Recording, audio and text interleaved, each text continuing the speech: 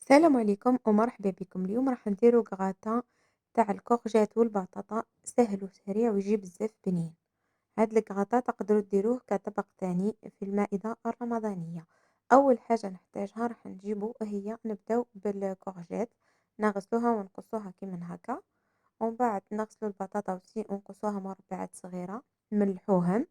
وهنايا نجيبو طماطم، نرحيو طماطم نزيدو معاها مغرف صغيرة تاع طماطم معلبة، ونزيدو معاها الثوم والملح وشوية تاع فلفل أسود، ومن بعد نزيدو لهم الزيت، شوية تاع زيت ما نكثروش بزاف باه ما تجيناش مزيتة. نحطو شوية تاع زيت ونحطوهم فوق النار هما الأولين، نخليو لاصوص هذاك يطيب على جنب، ونروحو الكورجات والبطاطا تاعنا. نبداو بالكورجات هي الأولى، نحطوها تتقلى، هنايا نخليوها تتقلى مليح. بعد ما تتقلى نحيوها، ومن بعد نزيدو نحطو البطاطا، نزيدو نقليو البطاطا تاعنا مليح، ومن بعد نحطوهم على جنب ونجيبو البايركس اللي راح نديرو فيه.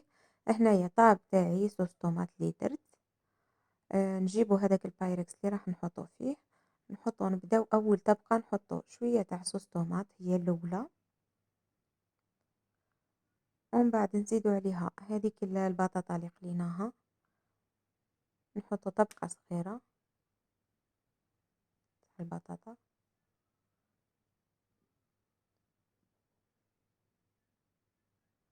ومن بعد نزيدو عليها هذيك الكورجات، نزيدو نص.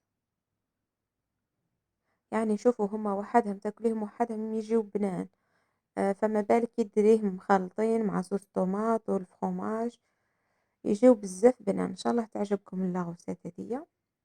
مهم هنا بعد ما كملت حطيت لهم طبقة تاع الفرماج، درت لافاش كيري في النص، وزدت لهم الصوص طوماط هكا، نبقى طبقة بطبقة، يعني نفس الطريقة اللي درت في الأول راح نعاودها. ندير صوص طوماط ومن بعد نزيد هذيك البطاطا اللي بقات لي نحطها كاملة هكا باش تجينا طبقة بطبقة وتجينا مخلطة. نزيدو هذيك الكورجات، ومن بعد نزيدو عليهم هذاك الصوص طوماط تاعي هكا، يبقى نكملو كامل الكمية، ونزيدو عليهم حبة تاع فرماج اوسي هكا، حبة تاع فرماج. ونجيبو هنايا زوز حبات بيض، يعني انا الكونتيتي تاعي قليلة شوية، درت زوز حبات بيض، كي تعودو درتو كتر ديرو كتر. مهم نحطلها هادوك العظام هكا، نحاولو نديروهم كاملة باش تتغطى كل. ونجيبو لهنايا الفرomاج غابي، تختاروا اي نوع يكون يساعدكم يكون يذوب ويكون الجو تاعو مليح.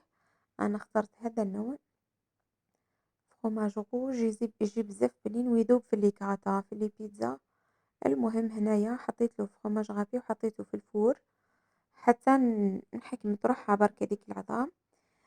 ونجي هنايا نقصه لكم، نخليوهش بزاف في الفور باش ما يلبسش. هنايا